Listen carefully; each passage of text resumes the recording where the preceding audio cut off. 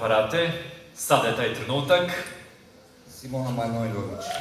Čestitamo! Simona je Miss Srbije 2026. godine.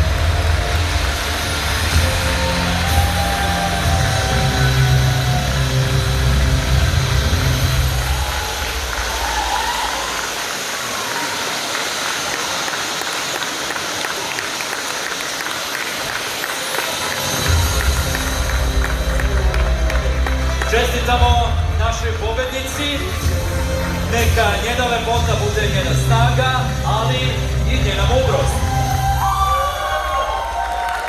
Jer svakako prava lepota nikada ne nosi teret, ona je pretvara u svetlost.